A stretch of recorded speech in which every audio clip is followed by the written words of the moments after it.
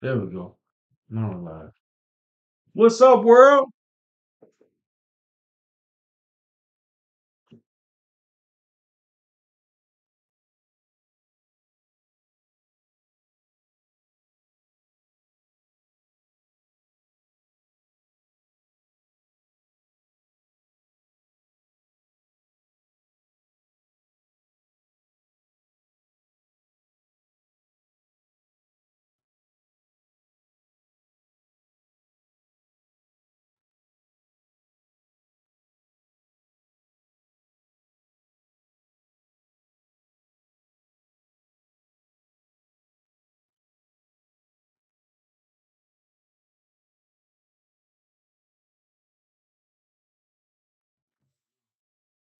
So,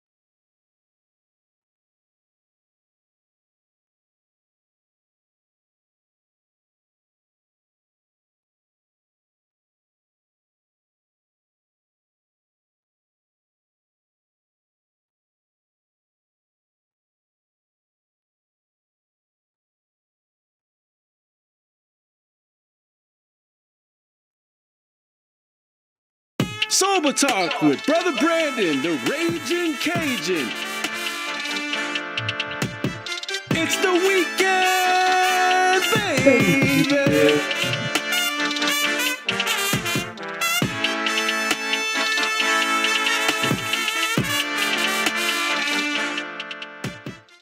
Welcome back to another episode of Sober Talk with Brothers Brandon, the Raging Cajun. It's the weekend, baby. Man, I hope everybody had a beautiful week. It's a snowy day in Bismarck, North Dakota. Well, most people out spring breaking it and back home eating crawfish, and it's 82 degrees. In North Dakota, it's in the 20s, and the roads are snowy and frozen. So stay safe out there. But tonight's show is being sponsored by Tied for Second, Sober Living, and New Freedom Family Center right here in Bismarck, North Dakota. Also, tonight's show is being sponsored by Prairie Recovery Center. Also, The Ridge in Fargo, North Dakota. The Ridge has got a new building, so go check them out. They offer all types of services. Tonight's show is also being sponsored by Many Visions Apparel right here in Bismarck, North Dakota. They have a lot of great health products and they're supporting sobriety. Also, today's show is sponsored by Resurrection Tattoo, where you get hooked up and not effed up. Also, today's show is being sponsored by the House of Fade in Mandan, Treasures of the Sea and Earth right here in Bismarck, and Preferred Heating and Air. Well, today is a beautiful day. I got to relax today. Had breakfast with my family. Um, we hung around the house and got me a workout in at Los Capones Gym. Los Capones, the best gym in town. There's a chiropractor there weekly now from 3 to 6, and they have a bunch of great equipment and a bunch of places you can go and get discounts if you have a membership there. So check out Los Capiones. Well, I got a special guest in the house tonight. I got my man Mitch. Oh, what's up, Mitch? Hey, not much. How's your day going? Pretty good. That's good, brother. Well, you look good. You're all shaved up. You look like you're fixing to go to boot camp. So, Mitch, how long have you been sober and clean, brother? 6 years. 6 whole years? Man, 6.5. He'll be making 7 years in June, correct? That's right. Well, that's great, brother. I'm glad you decided to get sober back in 2019 over the summer. That's a time when most people don't stay sober. But you're a walking miracle, brother. Amen. So where are you originally from? Well, I grew up on a farm around Crosby, North Dakota. Okay. How was it growing up in Crosby? Nothing there, just farmland and cows? Yeah, pretty much. Yeah, no, I had a pretty good childhood. I had 2 loving parents. I had a brother and a sister, and Are you the youngest? I'm the baby. I can see that baby face. Don't let it fool you, folks. Don't let it fool you. Nah, I'm proud of you, brother. So is that when you graduated high school? I did in 2004. Okay. How old were you when you first tried drugs or alcohol? When I tell my story, I never know for sure. I usually just say I was 12 or 13. Okay, using middle school, 8th grade. 8th grade. Yeah. And what was it and how did it go down? Did someone just give it to you? How did it go? It was kind of weird. It was like a decision that I made. Growing up all through um elementary school, I was kind of a nerdy kid. And when I hit junior high, I just wanted to make a change. I wanted to change who I was and how people saw me. So I went out and I looked for it, and I started smoking weed and drinking alcohol and smoking cigarettes all probably in the same week. Okay. How did you feel? Um, when I took that first drink, and you hear this all the time in the room, so it's almost kind of like a stereotypical thing, but I felt like I found something that I've been missing my whole life. I Made you felt feel whole? it did it. It's like I could put my hair down. I could kick back. I could relax. I could chill. I could be with people and feel like I wasn't an outsider. Like I was, like I felt like I had found the missing piece. Yeah, it knocked out all your anxiety, huh? Oh, totally, 100%. Right. Did you graduate high school? I did. Okay. What year? 2004. All right, class of 2004. How many kids were in your How many kids was in your school I don't know how many kids were in the school, but there were 26 in my class. that graduated? Yeah. Yeah. Man, y'all had a big party, huh? Yeah. Um, so Did you have any aspects in life? Like, were you going to go to college? Were you going to join the military? Any Well, sports? I did play sports. I was never any good at them, but I Okay. was really good as a bench warmer, and I was great moral support.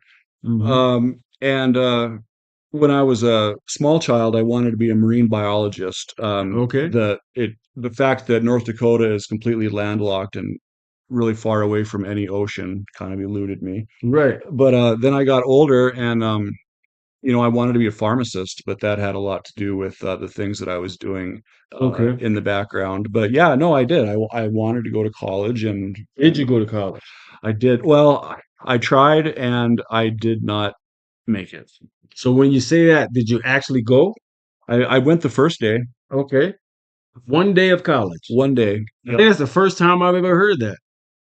And what, I mean, what were you accepted? What happened? No, I made it to college, but by then my addiction was so severe and so crazy, and I was away from my parents for the first time. Where did you go? Minot, North Dakota. Okay. Yeah, You so stayed in the dorms I or? was in the dorms, and immediately I went out and I found the wrong crowd, and I started doing the same thing that I was doing back at Crosby, just with different people and different substances. The first day. After the first day, yeah, I Okay. went to class the first day, and then after that, I was just using the dorm as my base of operations to get messed up. Okay. And at this time, did you change from marijuana and alcohol? Were there more substances involved?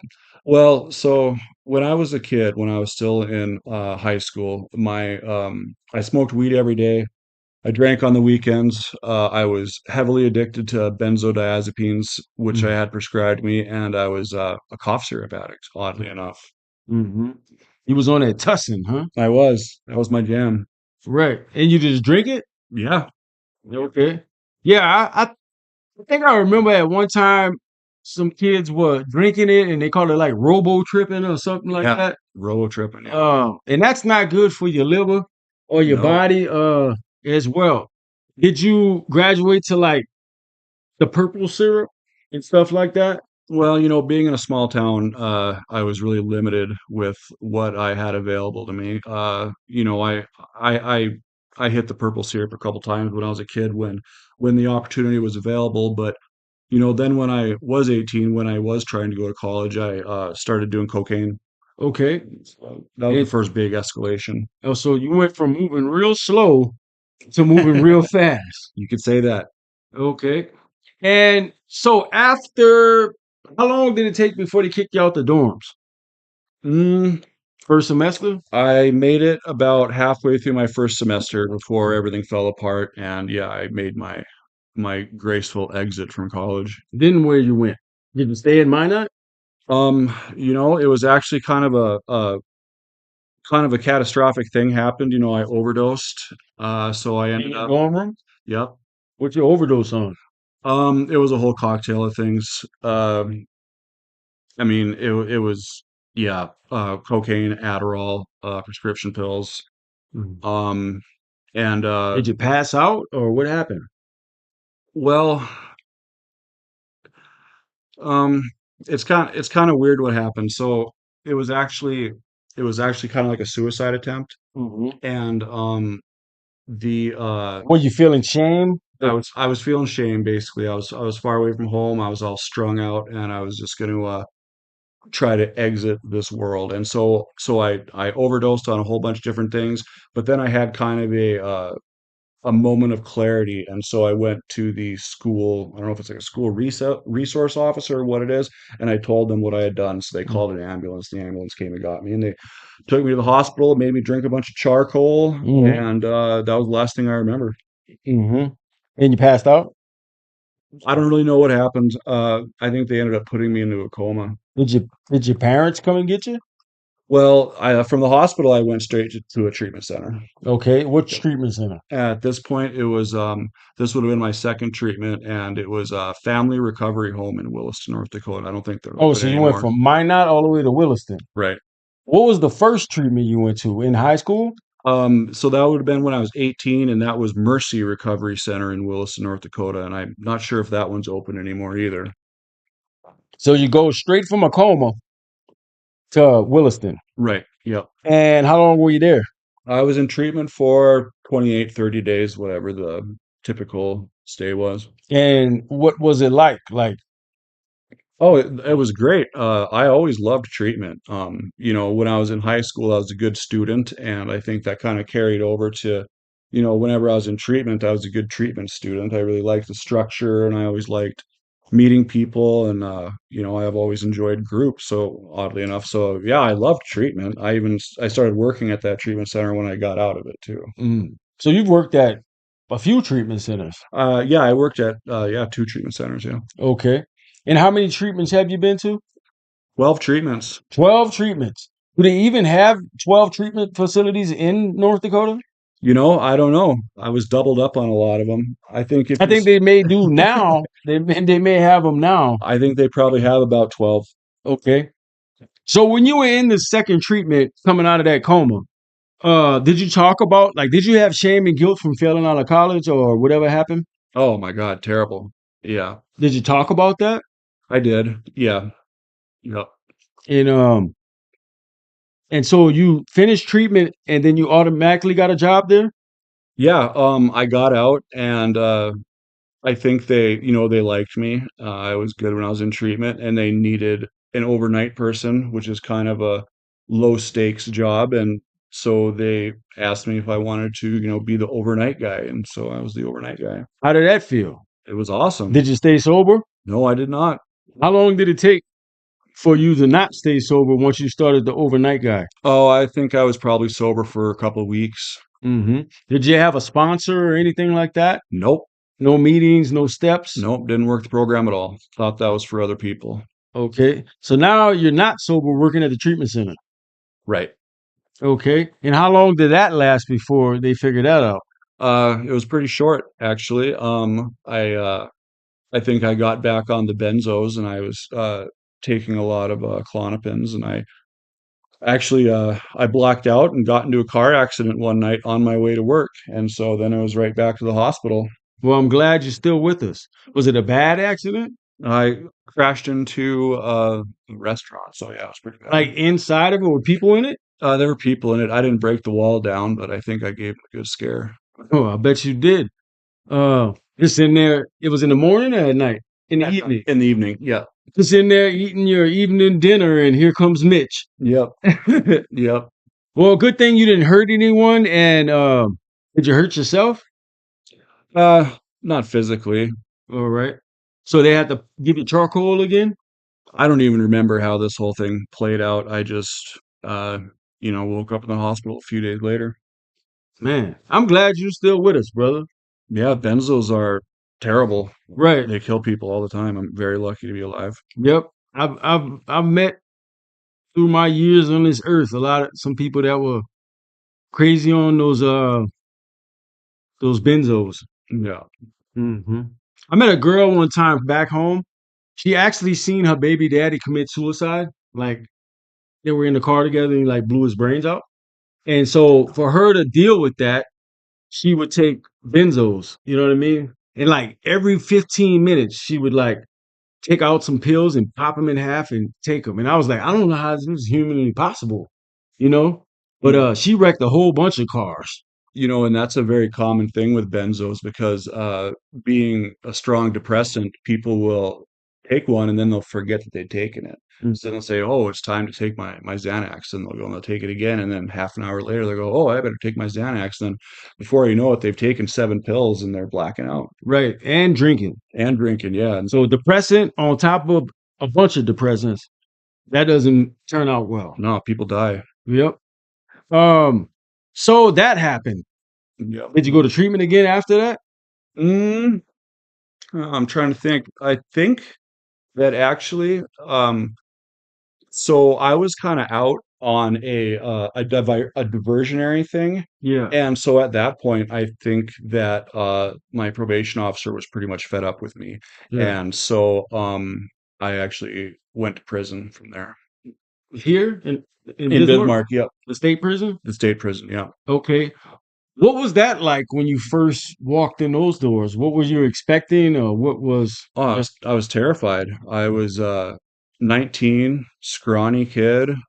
Everything that I knew about prison was what I had seen on TV. Hmm. So, I mean, you can only imagine what I thought was going to happen to me. Mm. Um, yeah, I was absolutely terrified. And then you add the fact that I'd been a benzo addict for, 5 or 6 years, and then you get into prison and they say, "Oh, you can't take that here." Right. So How I'm was a detox off of benzos? Oh my God, it's the worst detox you can imagine, and it goes on for forever. I think I read somewhere that people don't fully recover from a benzo addiction for years down the road. It causes a brain injury Right. from That's what I was gonna withdrawing. say because you're so used to like not thinking about nothing, and then now you're stuck in a cell thinking about everything.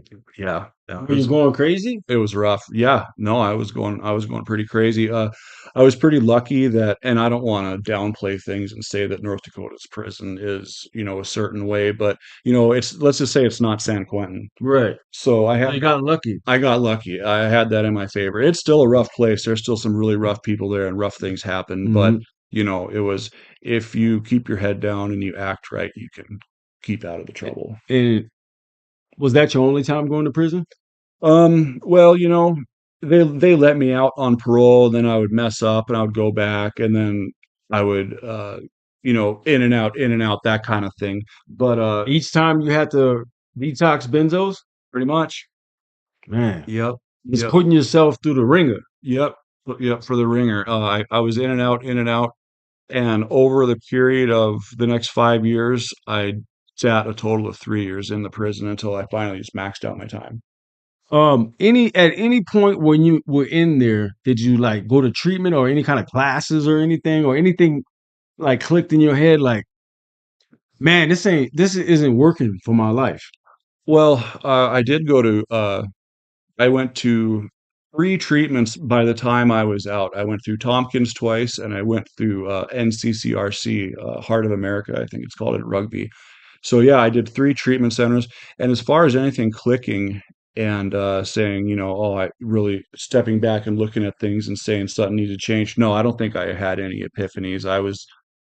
The whole time, I was still not wanting to be sober. I was just wanting to find a way to where I could get messed up Hmm. but stay out of prison. I wanted to have the best of both worlds. Right.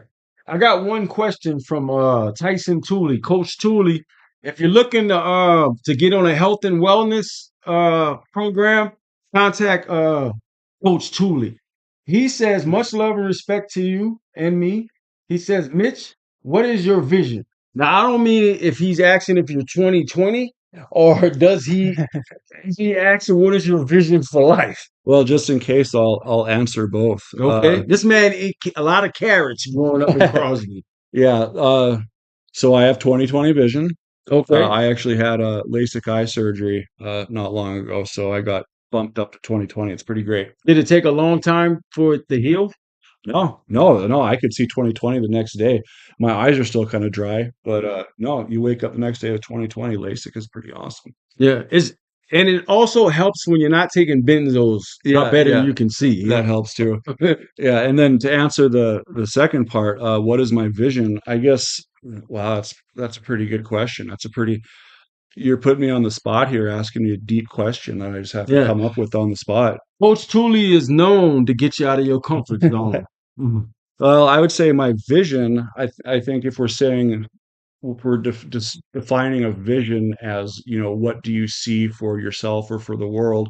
I think I just see myself, living a good life, not engaging in destructive activities like I used to be, and just moving forward and being a positive force more so than such a negative force that I was for many years.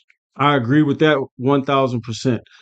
What do you think the reason was you were taking all those benzos and stuff? You know, What was you trying to escape?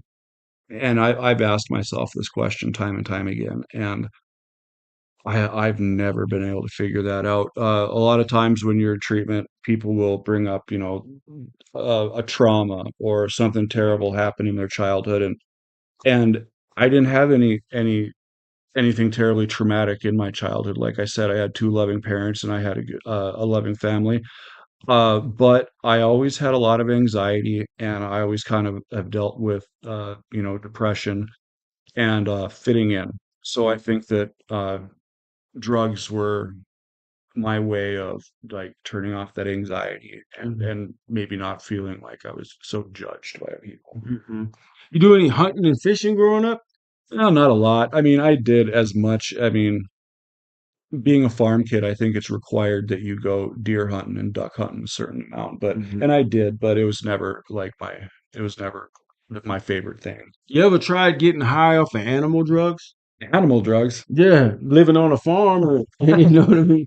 Animal drugs. No, I haven't, Me neither. I was just asking, you know, just seeing how serious he was getting out there in Crosby. I wouldn't put it past me though, because when a guy is going in and getting bottles of cough syrup, I mean, animal drugs it's the natural progression. Right. Yeah. And so do you remember, like, through all these years, do you remember a lot of stuff, or did you black out a lot of times? Where, like, I'm just saying, when you look back, like, to your 20s and your 30s. Yeah, being that my high school years were a lot of benzos and a lot of robo tripping, I actually don't remember a lot of it. Hmm. Yeah, it's kind of weird because I would be with my friends and they'd be talking and they'd say, "Oh yeah, remember this, remember that." I'm like, "No, I do not remember that." Right. I mean, people could just come up, make up some crazy story, and I would just have to be like, "Yep, that happened." Right. See, I always wanted to remember stuff. You know what I Uh, mean? Because I've seen so many people that be blacked out and different stuff like that. And I've had it happen to me a few times. They were like, "You don't remember what you was doing last night?" I was like, "Nah." And then one night I took so many substances that my soul left my body for about 8 hours. And it was telling me all the things that I was doing too. And then I was like, man, at least I got a bunch of money in my pocket. I don't know what I was doing. But yeah, it's crazy when you enter that evil world. You know what I mean? Because it is destruction and it is evil. Um, so what was, I mean, you said you went to 12 treatments. right. What led you up to the last one? Um, so I was living in Bismarck. Okay. I had this crappy little studio apartment. It was a complete pigsty. I mean, it was, holes in the wall, and I completely destroyed this unit.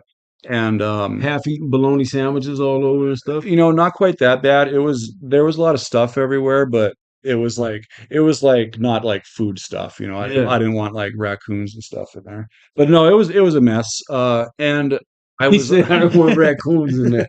but I was always just really close to being evicted, and I think I'd worked in every restaurant in downtown Bismarck, so it was getting to the point where it was hard for me to find a job. And I kind of had an epiphany. At this point, I was actually trying to be sober Okay. for the first time in my life, and I was trying to work a program, and I had a sponsor. And I realized one day I was able to step outside of myself. And I always thought that I had always hurt only myself. Hmm. But I was 33 years old when I finally realized that I'm hurting all the people around me, mostly my parents. They say that's the biggest lie that we tell ourselves. Is that we hurt only ourselves? Yeah, that we think we're not harming anybody. You know, I'm over here in my apartment just getting high. I'm not out here like doing people bad stuff. And when you get sober, you realize, like, you know how many nights your parents haven't didn't sleep? You know what I mean? Like, for years, wondering if they're gonna get that phone call saying your son has passed away or things like that. And so I'm glad you realized. Did you realize that in treatment? No, I realized that out on the streets. So at this point, both my parents were, we'll say, an advanced age. They were both in the home. and neither of them were healthy. My dad was dealing with Alzheimer's, and my mom was dealing with, physically, she was just very, very sick and very frail. And I was just thinking, like, man, I didn't put my parents in the home, but I didn't do them any favors, Right. and I was just really down on myself. And so that was that was what led me to that's what gave me the motivation to actually want to try to be sober. Okay. Um, my beautiful wife, Teresa Guidry, says, "What's the story about the cop car?" Mm, yeah. So So tell us about the cop car, Mitch, because you left that out. yeah, yeah. So when I was a kid, when I was using and stuff, I had developed a really bad attitude. I mean, I was a criminal. I was a vandal. And I didn't have a lot of good feelings for, the police and the government. And one night, this is actually what I went to prison for. One night, a friend of mine and me, we lit a cop car on fire. Okay, where was it at? It was sitting out behind the cop shop in Crosby. Okay, here comes bad news, Mitch. Yep. So y'all like put all black on like ninjas, and it was like a co-op mission, black ops. There were nights where that was the vibe, but I think this night it was more inspired by alcohol than anything, so we didn't really have time to put on our Black Ops outfits. Right. And what was your whole motive? Like, we're gonna go set a cop car on fire. It just kind of came out of nowhere. We were drinking in the park and we were walking by the police station. We saw it, and initially we wanted to just see if it was locked or not, and we went and it was unlocked. You're like the only. It's like probably three cop cars in the whole town, Yeah, huh? yeah. At this point, after that, there was more.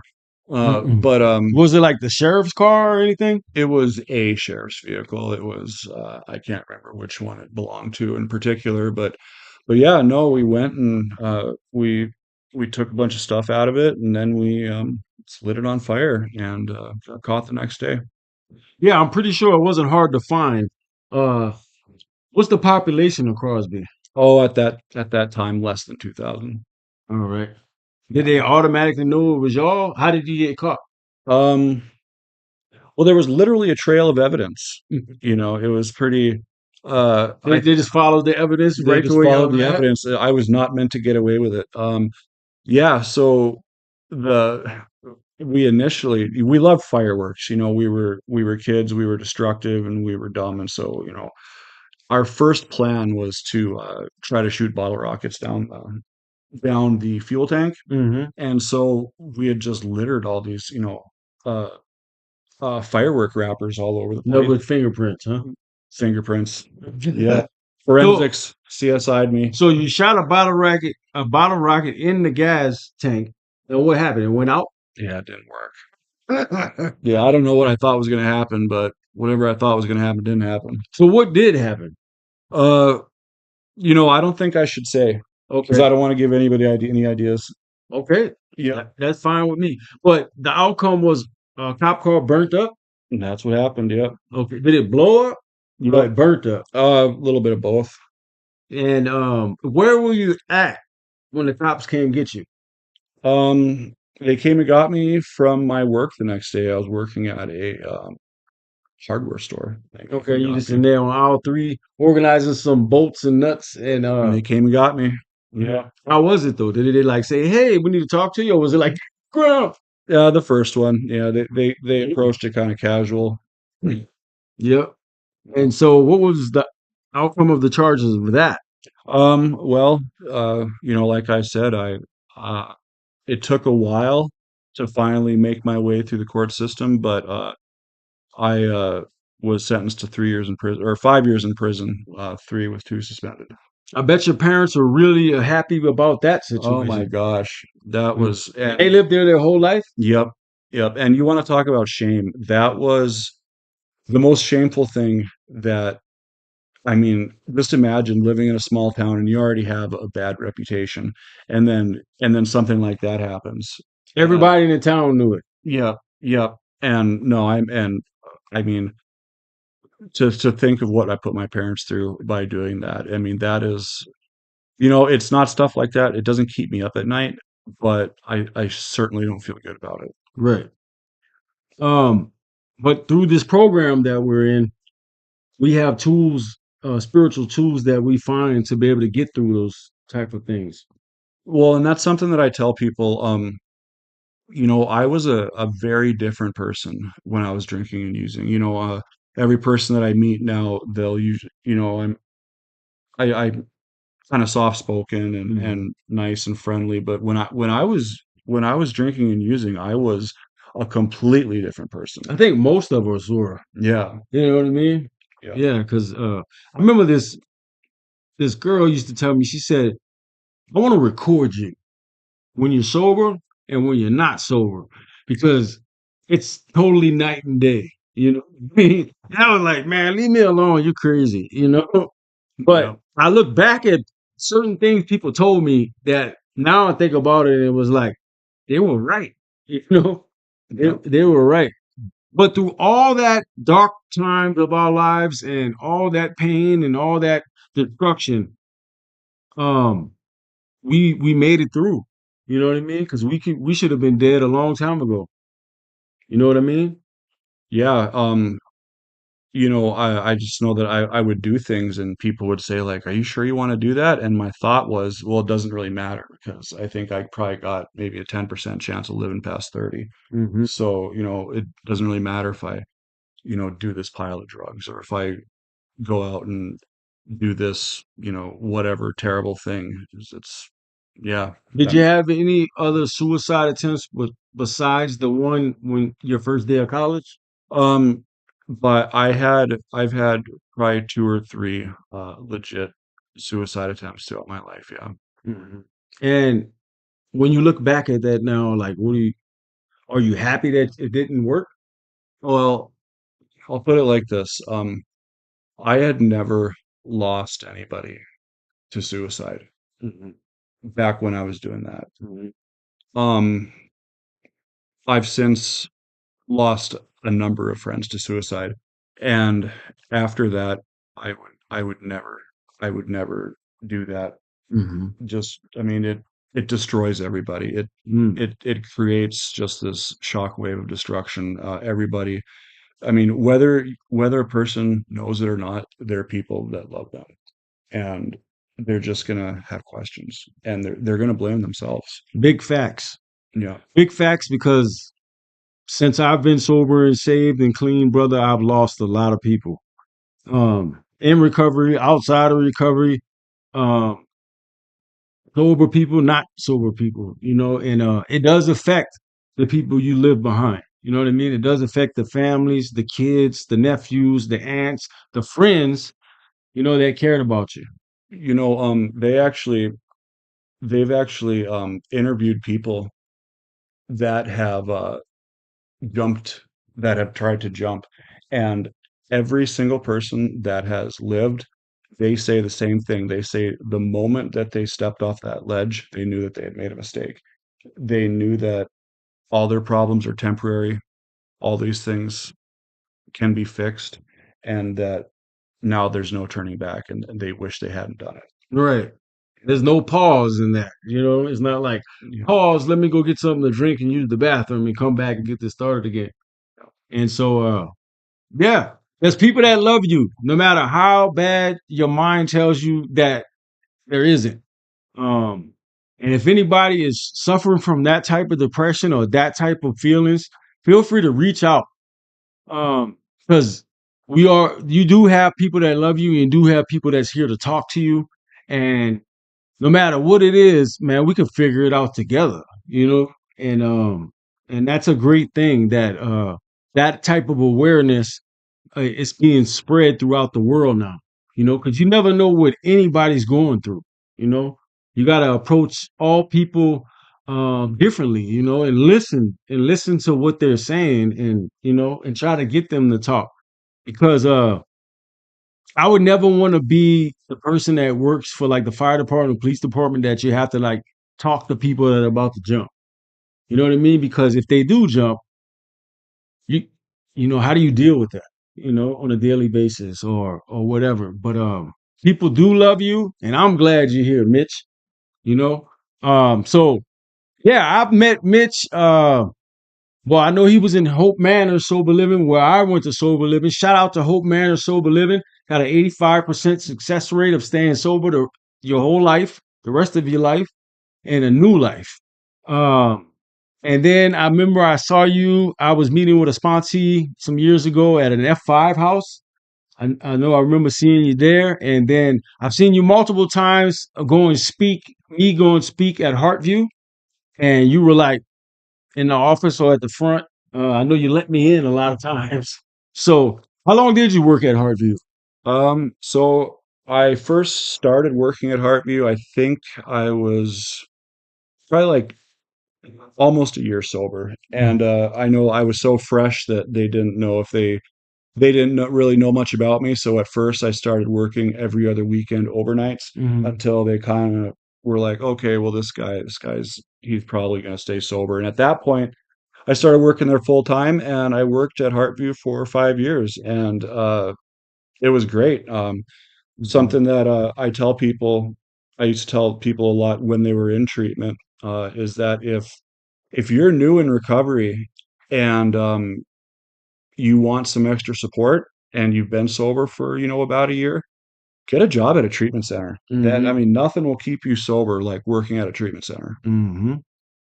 And so 5 years, huh? Yeah, So you've seen a lot of people go through there. hundreds, if not thousands. People will come up to me out in the streets and they'll say, "Hey, do you remember me?" And I always like such a I feel like such an ass because I'm like, "Oh, I don't." It's Mm. like, I mean, I recognize your face, but I don't know your name. And Yeah, I'm not good. it's hundreds, thousands of people I've seen. Yeah, I'm not good with names either, but I don't forget no faces. yeah, that's right. Yeah. I remember people from the third grade and stuff like that. But I'm not good with names. Too many names. um, why did you leave Parkview after 5 years? So I actually, I started college in 2025, and with the goal of becoming a nurse, and A so registered nurse? a registered nurse, and so I actually started nursing school, and I figured that I wanted to devote my time completely to that. Mm. So I put in my 2 weeks, and I stopped working at Heartview, and who knows, when I become a nurse, maybe I'll go back there. I mean, we'll see. I could see you as a nurse, big, tall, in the scrubs. Yep. You know what I mean? Uh, Being professional, but like at a low tone. Let's get your Right. bedpan. No, I'm just Well, joking. I No, appreciate that. but I really can see you doing that, Mitch. You're gonna do that. I can see it. The vision is there. So there's your vision, Coach Tooley. Yep, that's it. Scrubs. Yep, Nurse Mitch. Yep. Well, that's an amazing career field. It's helping people, and uh, I heard that you make great money. Yeah, I think that's one of the bonuses. Yeah. Right. But, and I think the main career field when people become sober is they want to be an LAC. Hmm. And I thought about that. But after working at Heartview for 5 years, I got to tell you what, those LACs, they work hard and they've got a rough job. And I mean, I decided that maybe nursing was more my speed. Yep, I could see it, brother. I already got the vision. And that opens up many doors Oh, it's because crazy. registered nurses are needed all over the world. So there's pretty much endless amount of opportunities for jobs. Well, there's a huge nurse shortage, and I think the number of nurses that are guys, I think it's probably only like 10 or 15% of registered nurses are men. So if you're a guy and you're a nurse, I think you're almost more likely to get hired. Right. Just kind of pad out those numbers. Do you think that shortage of nurses came throughout COVID? I think COVID didn't help. I think there's always been kind of this general nurse shortage, but I do know that COVID ran a lot of people off. Yeah, Okay. that was a really tough time for a lot of people. Yeah, and that's understandable because they had it rough. Oh, yeah. Medical workers had it rough during COVID. I mean, some of them even died. Oh, yeah. No, it was terrible. That was Yeah. probably If you were a nurse and through your whole career, that was probably the worst time or the most stressful time because you got to wash yourself, you got to wear a mask, you got to take the gloves off, you got to make sure you be loused before you go home and go through these, all that stuff they had. So Yeah, it was definitely stressful days. trying times, dark days. Yep. What were some of your darkest days throughout all of this, your Hmm. whole life?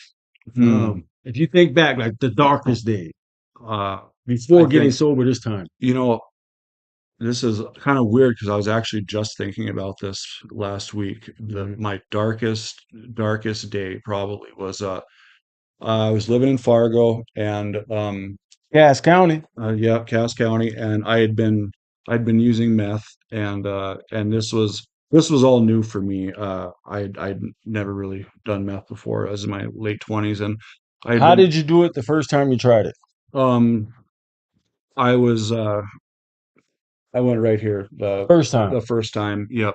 So I had a pretty rough addiction to it, and I was using it pretty much daily for maybe not quite a year, maybe 6 months, Were you but functioning? Like, did you have a job? no, I did not have a job. No, I was not functioning. I was absconded from parole, from my not parole, from probation. I was on the run. I was, just doing all sorts of crazy things, and I finally did get arrested. It finally caught up to me, and I was in jail. And anyone who's been in jail, you get a phone call. I don't know if that's like a law, you get a phone call or what, Mhm. but I want my phone call. yeah, yeah. But I got my phone call, and so I called my mom, and I called her to let her know that I was in jail. And she was like, "It's not a good time right now. Your dad was just he was just brought into surgery, and he didn't have a good reaction to the anesthesia, and he's really not doing well, and we don't know what things are going to look like, and I got to go." And basically hung up the phone. And so I'm sitting there in jail. Um, which is already terrible. And then now I have the, added burden that I've created an extra burden for my family that's Mhm. going through this terrible time right now. And here I call out of nowhere and just drop this news on them that I've been arrested. How And long had it been since you talked to her? months, months. The Well, at first least time, she knew you was alive. Even well, though you're in jail, she knew you're alive, though. yeah, but I remember just sitting in my cell and just crying. And thank God I was in a cell by myself because that's not a good look in jail. Right. But that was the Crying over breakfast? but yeah, no, that was my darkest day was that. And it took me a while to come back from that one. Hmm. Did that kind of motivate you to want to be sober? You would think so, but no. So, where did you go to your last treatment at? Heartview. Yeah, so um my last treatment, I'd been arrested for disorderly conduct. I went to court. They said you've got to go to treatment, and I forget what it's called, but yeah, the court ordered a treatment. Hmm. So yeah, I called Heartview, and I wanted to go to the Bismarck Center, and I kept trying to go, and then finally one day they called me, and they're like, well, there's a dog in Candu, and so I was like, oh, cool, I like dogs, so I went to Candu, Heartview Candu, What kind of dog was it? a mutt What was his name? ranger. See, you remember that dog's name, but you don't remember those people's name. Yeah. Yeah, no, Ranger was a good dog. A lot of people remember Ranger. And then when you left treatment, did you go straight to sober living? I did, yeah. And so this is one of the smartest things that I ever did. So at that point, You don't my say. yeah, Mm. my sponsor, he was always trying to talk me into going to Hope Manor. He was affiliated with Hope Manor, and at the time, I didn't want to go, because I thought I had things together. I had a place. I kind of had a job sometimes, more often than not. Was the place with the holes in the The wall? place with the holes in the wall, yeah. And he was always trying to get me to go to Hope Manor, and I remember reading the rules for Hope Manor and just thinking like, "Holy cow, I'm not joining the army." That's Right. that's what it felt like, and so I just never went. But then when I finally decided that I was going to go to treatment, what I did is I dragged all my stuff out of that basement apartment. put it on the front lawn, called my landlord, told him that I'm moving out. I apologized profusely for all the back rent. I swore up and down that I was going to And pay all him the back. holes that And he yeah, found out about the holes then? yeah. Oh, they didn't know. No. But yeah, no, I swore up and down, I'll pay you the rent that I owe you. And then, yeah, I went to treatment, got out, and went right into Hope Manor, and that was the best decision I've ever made in my life. Say that one more time, brother. Going to Hope Manor was the best decision that I ever made in my life. Yep. It was one of the best decisions I ever made as well. Yeah, Did you have to pay him back? Did you pay him back? I did. I did pay him back. Yep, thousands of dollars back rent and damages that I owed. How much were all the damages?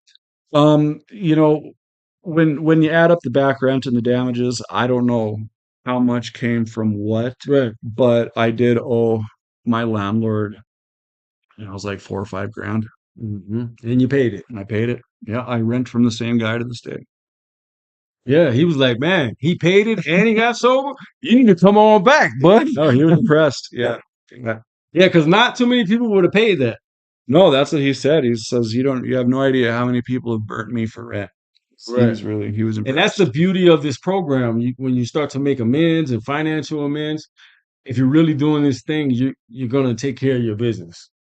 Yeah, yeah. No, I mean that's if you're working the program and you're doing it right and you're doing it with a sponsor, you're going to end up paying the money that you owe. I mean, if you got a sponsor that's worth a damn, you are. Right. And Ryan Hensley says, Mitch, Ryan, do you have any questions for Mitch? If you do, or if you know any secrets about Mitch, we don't know. But if you got a question for him, Ryan, say nothing. you got a question for him, go ahead and shoot us a question. It'll take a few minutes. So how long were you in Hope Manor? A year to the day. Amen to that, brother. And what did you learn while you were in Hope Manor? Oh, wow. What are some things that stuck with you Um, well, I learned how to live with people and not put holes in and them? not put holes in walls. I learned the big thing that I learned while I was in Hope Manor was just by working the steps, because I was working the steps while I was in Hope Manor. Well, I think we all were. Yeah, It's kind of it's like protocol. it's part of the deal. Yeah, if Yeah. not, bye bye. Yeah. That's one thing I loved about Hope Manor, and I adapted so good with the house chores and all that because I was in the military for many years. All right. And so, even rest in peace, my brother Brian Thomas. He was a big factor in my recovery, and he told me I could definitely tell you've done chores before. You know what I mean? Because I was on it. And Ryan says, I've known Mitch quite a few years, so no questions here. I just want to say I'm proud of him. Uh, Ryan was my roommate. amen. Yeah. So, At Hope Manor? yep. Yep. Ryan, shout out to you and your recovery and your marriage and your life with the food truck and all the blessings in your life, brother. I've watched you grow as well. And I'm very proud of you and him. So shout out to the Hensley. And if you're looking for catering or if you're looking for a food truck for an event, hit up the Hensley food truck. You know, Hensley Catering. They do a great job. Um, so after being in Hope Manor for so long and going through the program and working the steps and going to meetings and being around recovery people, um, did you learn a lot about yourself Hmm. by watching other people? Yeah. You know, I don't know if I learned so much about myself as I learned to live with myself, with who I am. Hmm. Um, you know, just not putting on a front, Hmm. just, being who I am, trying to be authentic, trying to be the authentic me, at that time. And, and because when you're drinking and you're using, the authentic you, I think gets kind of buried under a bunch of crap. A lot of And crap, like a yeah, whole scrap yard full of crap. yeah. So then when you finally do become sober, it's almost like, you got to pick up where you left off, and it's almost you're trying to develop as a person. And so I think that's probably the best answer, is that when I was in Hope Manor, that's when I really started developing as a person. Hmm. and becoming an adult. Yeah, yeah, Because they say when you start using drugs and alcohol and whatever at a young age, you stop growing spiritually and mentally. 100%. You know what I mean? Yeah, Like you're not really taking vacations. You're just doing more drugs and sitting in the same place. You know? yeah, yeah. You become emotionally stunted, and as far as your maturity, yeah, Right. And so as you start to work the steps and find out who you really are and the person you're supposed to be, like a whole new beginning. I feel, yeah, because when I first got sober, I tell everybody, like, man, I felt like I'm 16 years old again. yeah, You know what I mean? I'm riding bicycle. You know, yeah, I'm learning how to do normal stuff. You know what I mean? Like yeah, buy groceries and do chores. It's like you're a teenager again. yeah. You know? Filing your taxes for the first time, 10 years back Yeah. taxes. Same exact thing with me. Me and you got a lot our story. And tell us about this pardon that you recently received. How did that come about and go down? Yeah, so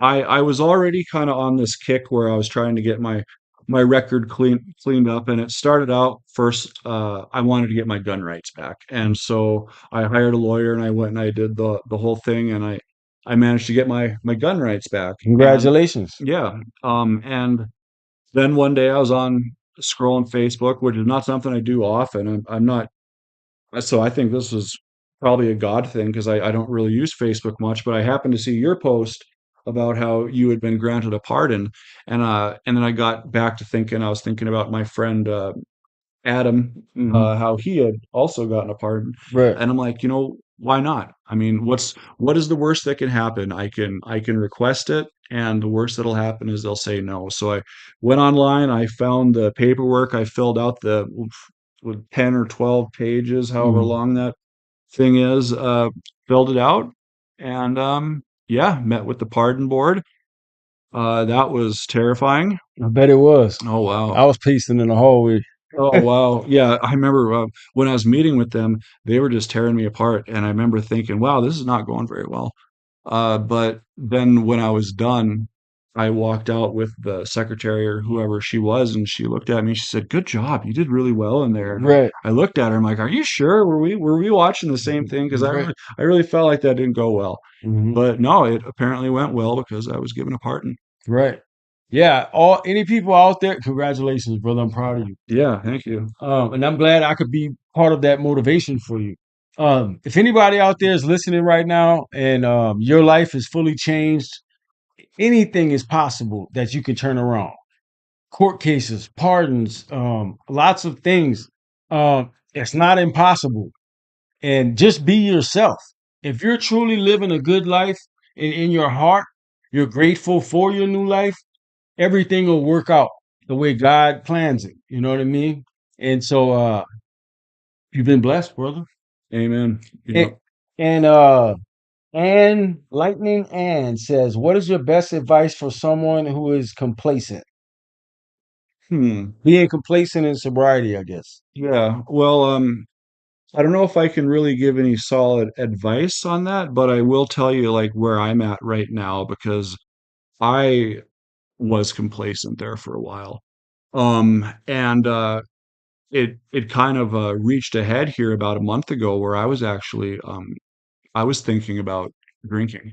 And that was the first time in all of my recovery that I've honestly considered like I was gonna go out and I was gonna drink, and thank God I didn't. Right. And I kind of stepped back and I had to look at my life to see what it was that made me feel that way. And Hmm. number one, I was complacent. Number two, so I haven't been working, so I haven't been doing a lot. I haven't been going to my meetings. Hmm. Uh, it was winter, so I wasn't, during the summer, I love cycling. I'm out riding bike every day. Getting that vitamins in from the Yeah, sun getting and the sun and getting exercise and getting oxygen. I wasn't doing that. hibernating. Yeah, I was hibernating. It was Isolating was what we really like to say. yeah, isolating, hibernating, and it almost took me out. I almost drank. I'm very lucky that I was on Antabuse for a long time and I had some Antabuse in the house. So I remember I told myself, I was like, I'm going to take a shower and I'm going to go to the liquor store. So I went and I got, and you have people say you have your best thoughts when you're in the shower. Mm, And I was there, I was washing my hair. I was like, when I get out, I just need to take an Antabuse. That's what I need to do. So it's first thing I do. I mean, because otherwise I'm going to go and I'm going to get some alcohol. And so I got mm, out of the shower. I went, I found that Antabuse, and I took a pill. And mm, then I was like, it was just like a wave of relief went over me because now I can't drink. I mhm. mean, I could drink, but I mean, anyone who knows anything about Antabuse, if you drink on Antabuse, you'll literally end up in the ER. Um, Did you s- call anyone? yeah, I did. I did actually. I spoke to Ryan about it Mm, actually. Thank you for being there for me, Ryan. mhm. But yeah, and I'm I'm still, proud of you, brother. yeah, I'm on Antabuse. I've been taking Antabuse since that day because I got so much going on in my life right now that the last thing that I need to be doing is drinking. Right. Did you go to a meeting? I did. Yep, Yeah, yep, that's always good. Call someone, go to a meeting. yep, You know what I mean? yep. But you even went a step further. You took an antabuse. Well, and most people probably don't have a bottle of Antabuse laying around, I don't think so. but if you do, that's a really good tool in your toolbox. So, Because even if you take an antabuse, some people will still, if they really want to drink, they'll go drink on that antabuse. You know, and I've heard people say that, and I can't even imagine. I've seen it with my own eyes from a family member that is no longer with us. And What uh, would happen? Would they drink through the sickness and then just not get sick I eventually? don't know Or exactly how he was doing it, but I know he was like on federal probation and all kind of crazy stuff. And rest in peace to my uncle. But I was with him, and he was like, "Yeah, let's go eat some chips and salsa at this little Mexican place." And so he ordered a margarita. He said, "I think I'm good." And he started sipping on, and his face started turning red, red, red. And I was like, "You good?" "Oh, I'm good. I'm good." But like that's the disease we deal with. To even try to attempt that, you know what I mean? yeah, See, he tried drinking mouthwash first to see what it did. And then he was like, "I think I'm good." I'm like, "Man, your face is red," uh, you know? And he was like, "I eat some more chips," you know. And, but that's the vicious disease. We know that we're on some kind of substance that can kill us if we drink a drug and still try it. You know what I mean? right. And so that's how your mind trick you into doing something. You know what I mean? He probably been thinking about that for a week. Oh, I'm sure. And so yep, I seen it firsthand. I never forget it. And I still was drinking and stuff, but I didn't have to take antabuse and nothing. You know, I was still maintaining my life as I thought, drinking and drugging. But yeah, it was crazy. It was insane. Mm, And so I'm glad that I don't have to be living that life type of life anymore. You know what amen. I mean? So Mitch, what's your favorite band? Hmm. Favorite band. Wow. You know, people ask me about music. When I was drinking and using, I loved music. And now that I've gotten sober, I almost just don't even like listening to music. Mm. I feel like it puts me back in that mindset to where So I'm thinking about sitting in my house, you know, drinking shooters and just rocking out. But, I mean, I like, the White Stripes was probably my favorite band growing up. I love Pink Floyd. Oh, there we go, Pink Floyd. mhm. Yeah, that's it. So when you ride bicycle during the summer, you don't listen to music? No, I listen to podcasts or I'll listen to uh I like to learn, so I'll just have this whole Mm, playlist that's, just like educational stuff. right. Um I listen to a lot of YouTube is full of like Reddit stories that are like Mhm, from the emergency room, like mhm. nurses say the craziest thing they're seeing, or the doctors talk about the craziest thing they're seeing. I like to listen to those because it kind of brings back to the whole nursing school thing. Right. What's your favorite podcast? Favorite podcast? It's called The Scariest Movie Ever with Mhm. KJ Osborne. Okay.